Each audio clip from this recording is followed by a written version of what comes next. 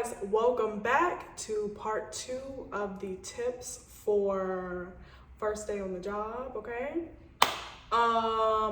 yeah, I had to split this up into a two-parter because I was looking at the recorded time. I was like, girl, it's not giving 30-minute video. We're running into an hour show. So I was like, let me just split this up into 2 just in case, and I don't want you guys being like, get to it, you know?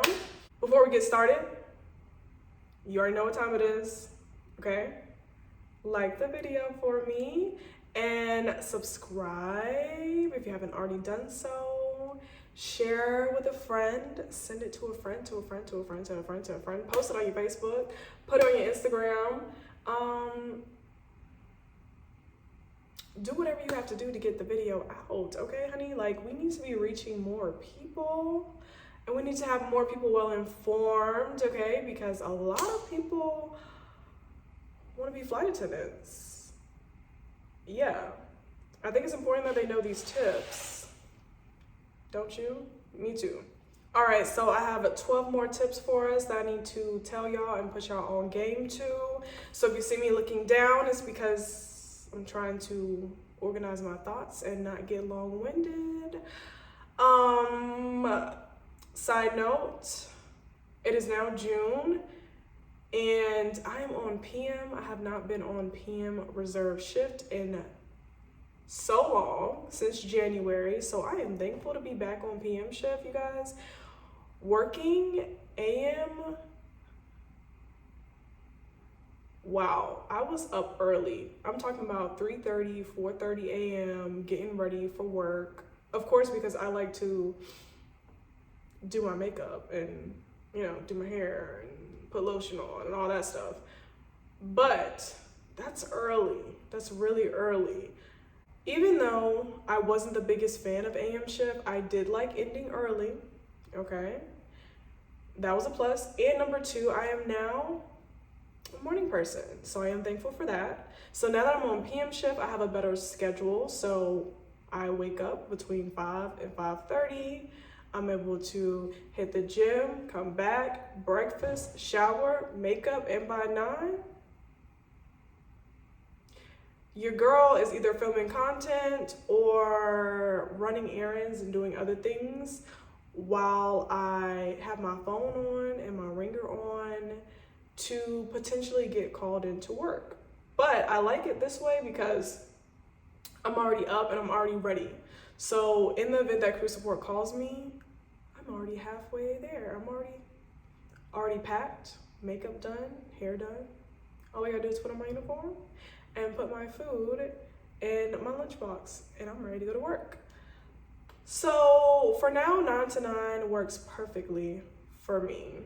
I will let y'all know how this month goes because it is also June. It's summertime, and I'm hoping I don't get called a lot, but like the kids are out of school, so I don't know. But at least I won't be called at, 4. So if I had to pick a struggle, I'd rather get called at 9, not 4 a.m. Anyways, let's get into these tips. So tip number 11 is going to be receptive to advice, okay? As a new flight attendant, be receptive to advice from other flight attendants, IOB instructor.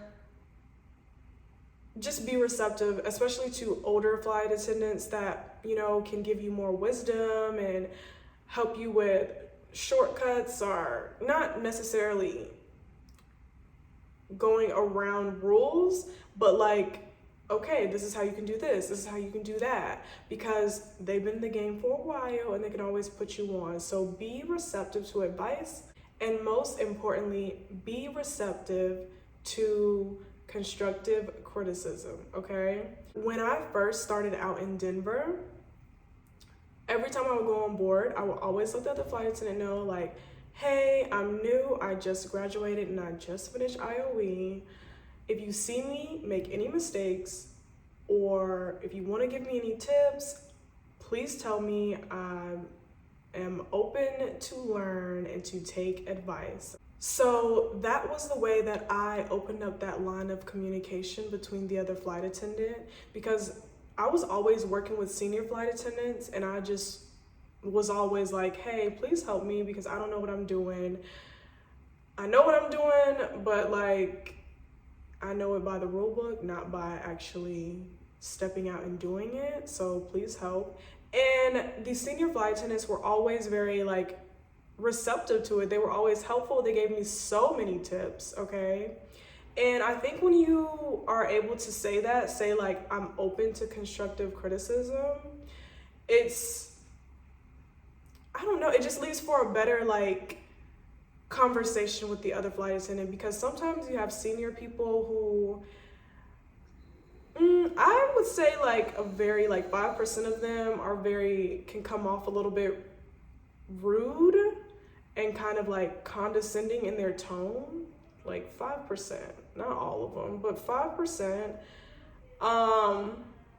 But majority of them, after I told them, hey, please like give me any tips, help me out, then they're just like, oh yeah, sure, I'll help you. Like, they're very open to help you.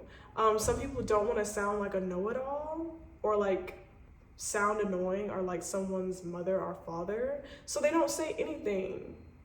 But then you could be breaking rules.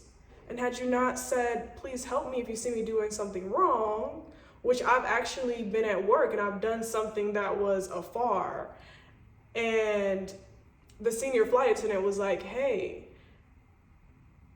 make sure you don't do that next time, because that's afar. And I was like, oh my God, thank you so much. I didn't look at her like, you don't tell me what to do, da da da da da da. Like, it was fine. I was receptive to it, never did it again, and I was thankful that she told me, so I won't make the mistake in the future. So be nice and ask the other flight attendant for tips and tricks to be successful as a flight attendant, okay? Tip number 12 is gonna be in regards to these 700 aircraft. So you have the forward, you have the aft. After you're done service, both of you all are in the galley. You know, who gets to sit in the forward jump seat? Without question, of course, the forward gets to sit in the jump seat, okay? You guys can rotate, but the forward is not obligated to offer you their jump seat. Now, for me personally, I always, if I'm the forward and somebody's working aft and we're both in the galley, I always say, oh, would you like to sit? Like, I don't mind if you want to sit down in the jump seat, because I normally like to journal when I'm like in the air or read a book, and I don't mind standing and doing that. So I always offer my seat, and I've always flown with other flight attendants who are always offering the seat up. However, no one is obligated to offer the forward seat to the aft. It's number one. Number two, I have heard of people saying that they've worked with other people who are seat hoggers. Personally, I haven't. And number two, closed mouths do not get fed. If you would like to sit down in that seat, just ask, hey, do you mind if we rotate the next flight maybe? Or if I could just sit down for 5 minutes? Like, speak up, honey. Asking you shall receive. You gotta ask first. So do not get upset with the forward if they don't ask, okay? Tip number 13 is going to be about the pin count. If you have to do a pin count, listen, it's not up for debate. The aft flight attendant does the pin count. I repeat, the aft flight attendant does the pin count, not the forward. If the forward offers to do it, okay. But if y'all both are like, I don't want to do it, I don't want to do it either. No. The aft, it's your job. It's your job to do it, so. If it comes down to it, you guys should not be arguing about this.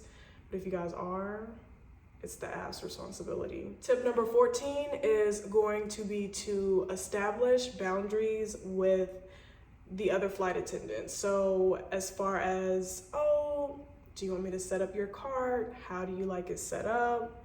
I don't ask that because no, I'm gonna put the required items up there and then you dress it up the way you want to. I'm not, okay, water's on the left side, orange juice on the right, coffee up. No, I don't do that.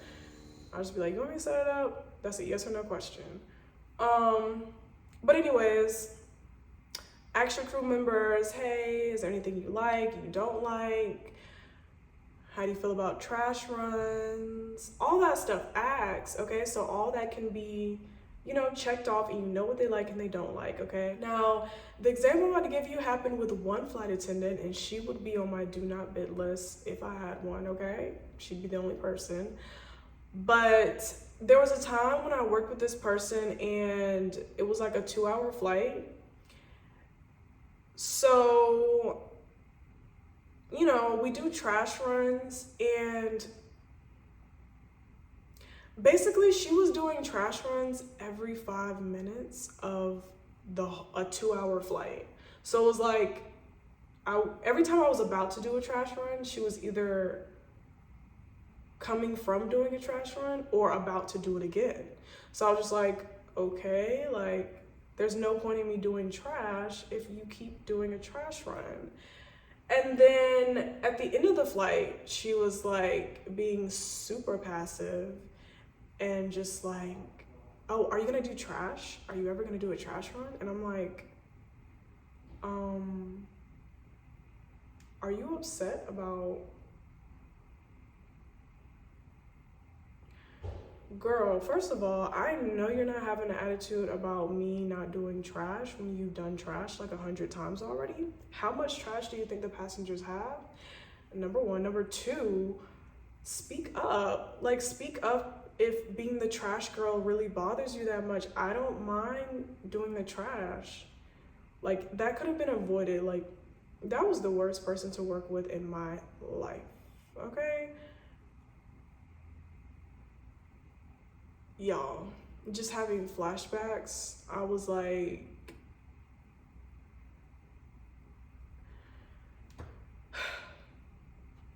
anyways, establish boundaries. What really happened on that plane is a conversation for another day. But, cause she did a lot on that trip that put her on the do not bid list. And you know what? Come to find out, she's on the do not bid list for a lot of people. Yeah, but that's a conversation for another day.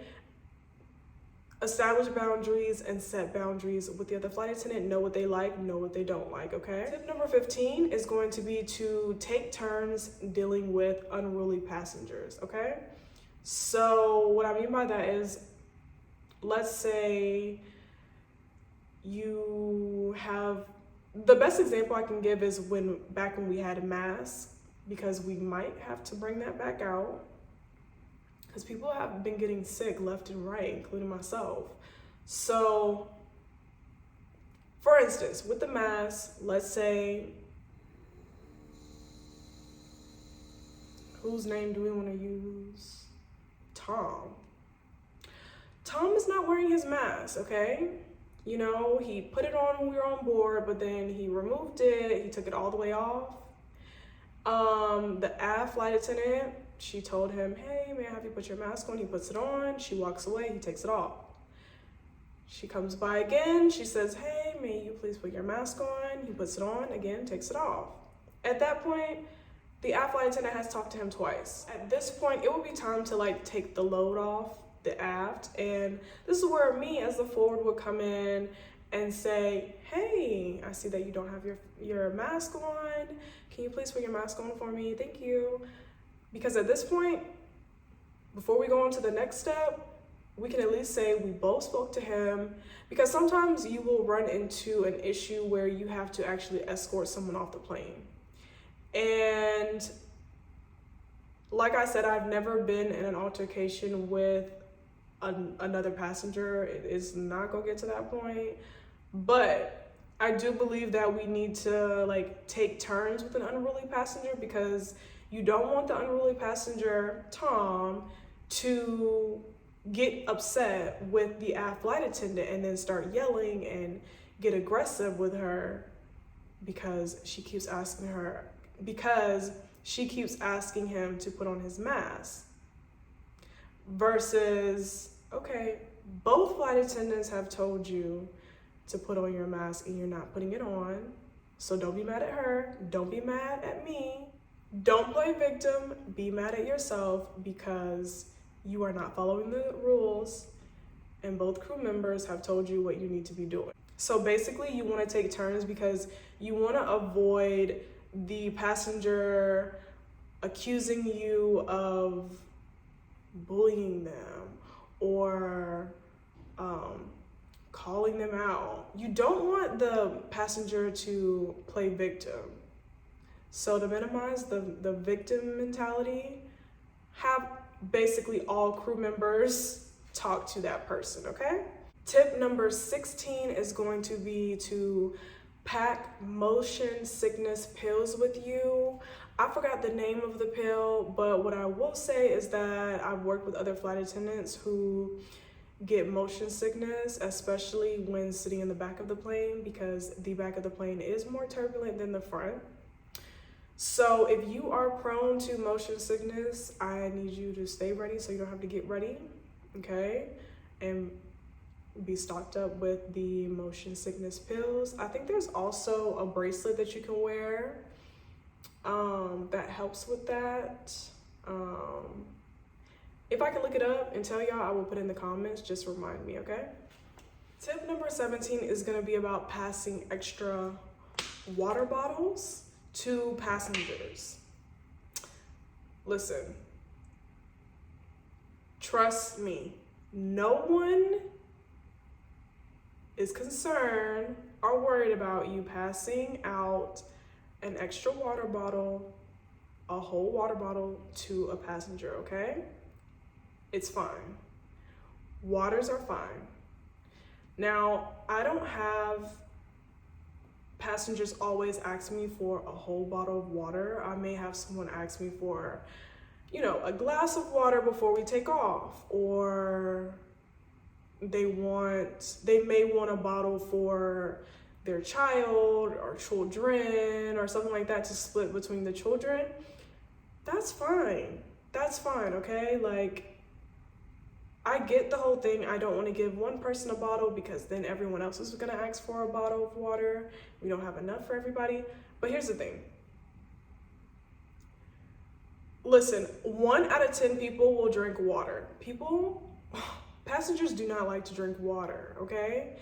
So you giving someone a cup of water, trust me, there's a 99% chance that no one else is going to ask for water. Now, if you pass out an extra Coke, you pass out an extra Coca-Cola, there's gonna be a riot. There's going to be a riot on board, and everybody and their mama is going to yell at you and ask you, how come she or he gets a Coke and I don't get a Coke? The passengers, the people, America loves Coca-Cola, okay? I personally do not drink soda. Like, it's not like I purposely don't drink soda. It's just like the carbonation just hits my throat and it's like, it's too much. It's way too much. And if I do want some soda, I kind of like Fanta, like strawberry Fanta, pineapple Fanta. Yeah. There's another Fanta that I like, but I can't, the flavor is like not in America. But I like this one drink that's a soda. It's called CC Lemon. If you guys know what CC Lemon is, please drop it down in the comments. But I love some CC Lemon. That's not in America either. So yeah, I don't really drink soda. Now I will drink some juice, but not soda. Anyways, giving out waters is fine, okay? Don't worry. No one's starting a riot over water in America. At least not on board, so you're fine. Moving on to tip number 18. when it comes to the alcohol, the drinks, the snacks, cookies, pretzels, all that. If they want another one, give them another one, okay? Give the people another one. Like, it's not coming out your check. Do not be stingy with the cookies. Do not be stingy with the pretzels, okay? This is not Chipotle. It's not the guacamole. Like, the guacamole has to be coming out of their check at Chipotle because they're so stingy with it. We'll give you half a spoon. But on board, we can give out cookies, okay? We can give out extra pretzels, okay? And if they're in first class, you can give them more alcohol. Now, personally, after 3, especially if I give them 3 doubles, which is very, very rare, it's probably like a heavy-set male that is asking for doubles, like double Woodford on the rocks or double Woodford neat. Once we get to 3 drinks though, yeah, that's when I'm like, I don't want them drunk, okay? Have dealt with some drunk passengers, that's for another day. Listen, drop a drink, a little martini glass, if you're still with me. That's number 1. And number 2, remind me to do a story time about passengers and I can give you guys one. For me personally, once we get to 3 drinks, whether it's mixed, neat, on the rocks, whatever. If I'm giving you 3 drinks on one flight, we're getting to the drink number 3 and they're asking for a 4th drink. Or actually, when I give them 2 drinks and they ask for the 3rd one, that's one when I assess, okay? This is what I do personally. I assess, take a look at them, see if they appear to be drunk. On that drunk end of the spectrum, there's tipsy and there's drunk. And I'm like, okay, what do they look like? Are they doing the most? Are they being extra or anything like that? Typically, that's not the case. But once we get to the 3rd drink, this is what I do. I will give it to them. And normally when they want a 3rd drink, we're already about to wrap up anyway. But in the event, let's say that they were drinking it really fast and there's still like an hour left on the flight and they're already on their 3rd drink. Once I pass them the last drink, I'll be like, oh my God, you got the last Tito's. Here you are, enjoy, okay? That's like a subtle hint, hint. I've already let you know there's no more Tito's, no more vodka on board. So don't ask me, okay? I've only had to do that one time because I was just afraid that they might, ask for a 4th and I didn't want them to get drunk on board. But when you set it up like that, you're already giving them a warning that we don't have any more. And I just told you. It's number 1. And number 2, if they forget, that's already a red flag in your mind that they're drunk. Because why did they forget that? You just told them. Number 1. And number 2, you just let them know. Oh yeah, when I made you the last drink and I checked, I didn't have any more vodka. I'm sorry. And that's it. Just tell them you don't have no more alcohol, okay? Because you don't want a drunk passenger. I've only personally had to pull that trick once, so thank God.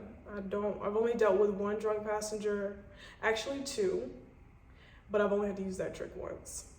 Anyways, moving on. 19 is like this saying that people, the flight attendants, especially in training and out of training, people were always like, oh my God, like pilots always pay for your dinner. They always take us out, all that stuff. I've even had other flight attendant friends who it was like every single trip they had, the pilot was treating the whole staff out to dinner. Look, I'm here to tell you that is not 100% chance that will happen. That's out of working for a year and a half now. That's only happened 3 times. So I don't know about y'all, but that's only happened 3 times, okay? For me personally. And then the other time that I went out with my crew,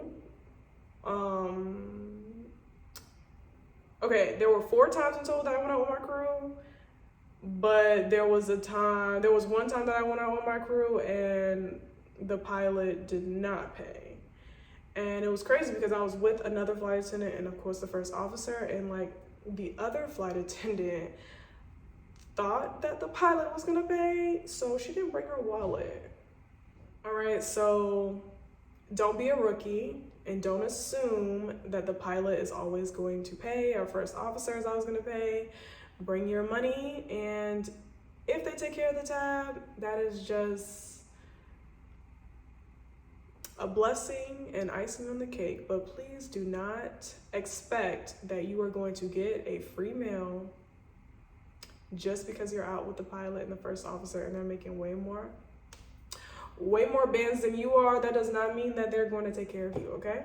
Tip number 20 is going to be about red tags. So when I'm the forward and you're supposed to, of course, greet people, you know, make sure they're not acting unruly coming on board, you know, yada, yada, yada. But also you want to take a look and make sure that their bag doesn't have a red tag. Now, if it has a red tag, of course, it should be in the jet bridge. However, it may be someone's first time flying, and they don't know how, you know, valet tagged bags work. So whenever someone comes on board and they have a red tag on their bag, red or yellow, whatever color that you guys use, listen, it's all about the delivery, okay? So me personally, I typically say, oh, you have a red tag? Okay, you're welcome to try and fit it in the bin overhead. If it doesn't fit, just bring it back up for me, okay? That's what I tell people if I'm the forward and I see a red tag on their bag. When I say that, they normally say, okay, great.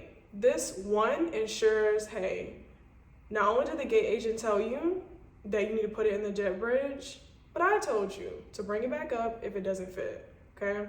So now they're aware. And 90% of the time after I tell them that, they're like, you know what? They look back and they see that long line and they're like, let me just drop it off now. I'll go put it up now because I don't even want to try to fit it overhead. But it's just about the delivery, how you say it. I've seen other flight attendants who are like, no, it's a red tag. You should have put it back over there. You need to go over there. And like, you shouldn't be talking to anyone, you know, doing all this first, talking to someone like you're their mama, just real aggressive. And it's like, talk to people the way you would want to be like talked to. Ew. So yeah, I've seen some pretty like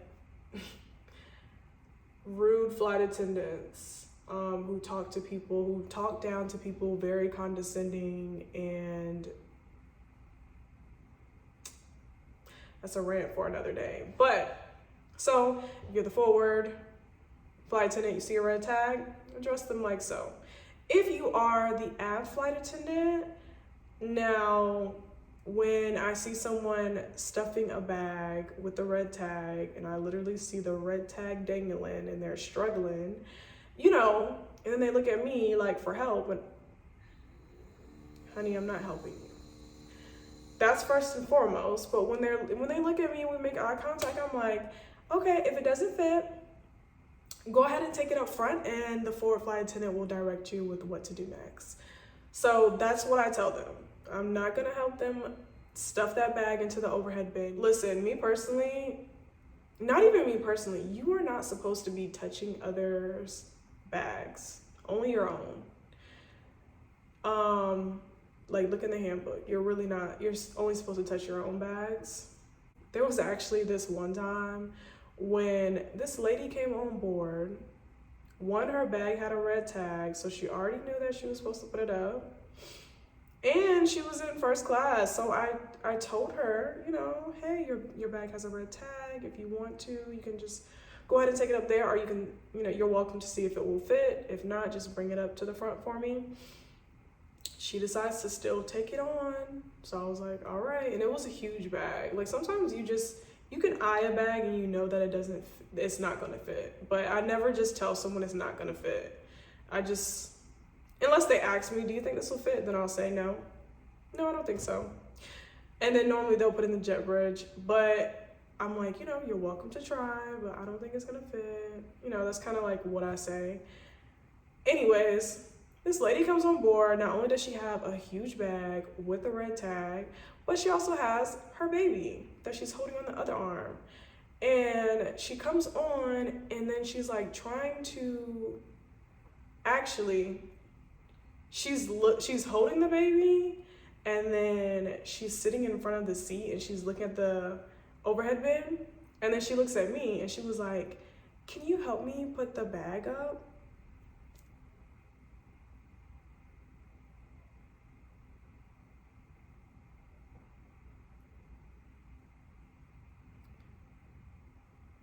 I was like, oh no, I cannot pick up the bag, but I'll be happy to hold the baby. And that's just what I did. I held on to the baby. The baby jumped right into my arms while she stuffed that 50-pound overweight bag into the overhead bin. Like, girl, you're holding a, 10-pound baby, and you want me to put in my energy into stuffing your bag into the overhead bin when it has a red tag? No, ma'am.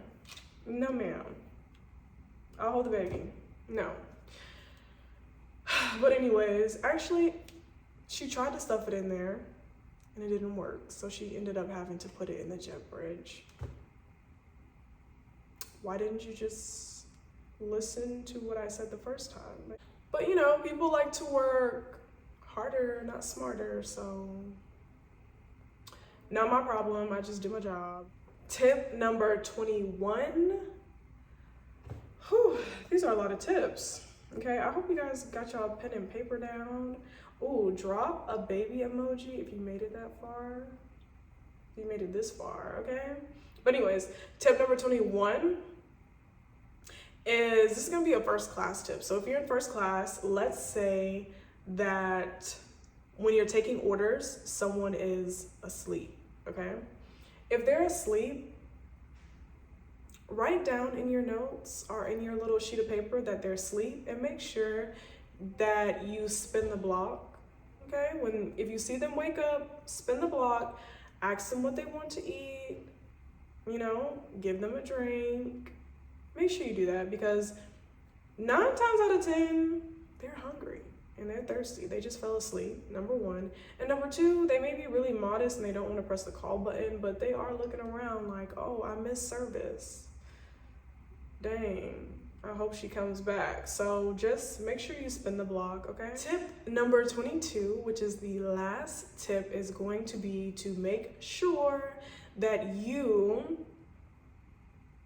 sign up to every hotel brand, the Marriott, Hyatt, Hilton.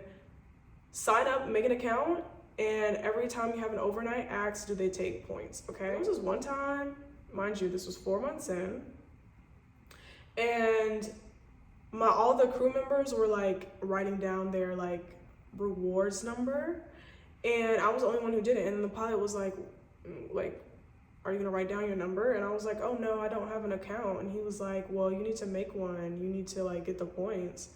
And I was like, I mean, for what? Long story short, he told me that just from all the hotel stays that he had from a year's time, he was able to have 3 nights in a penthouse suite in the Marriott in New York, just off of points from working. And I was like, oh my God, I didn't know it works like that. So I regret that I did not sign up the day that I completed IOE. Actually, the day I started IOE, because I missed out on so many points. But listen, now that you have the free game, sign up to the points, because points add up to free rooms, okay? And maybe one day you don't want to stay in a crash pad, or maybe you want to take a little trip, and then you can just pull up all those points and see which hotel you can stay at based off of points, okay? All right, guys, so those were all of the tips that I have thus far. If I think of anything, I will definitely make another video for you all. I hope you guys enjoyed part 1 and part 2. If you're a flight attendant and you have some tips, some free game to give the rookies, please put it down in the comments. And also, really quickly, if you guys, want to just chat with me and ask me more questions, I can only answer so much on YouTube. So if you guys want to book a consultation, you can email me at pristinepores@gmail.com and we can have a chat and I can speak to you guys more in detail, whether that's tips, the hiring process, interview process, whatever it may be. You can shoot me an email through there and we can schedule an appointment, all right? Anyways, I hope you guys enjoy the content. Please chat me up in the comments, like the video, and subscribe, and I will see you guys in the next video. Bye.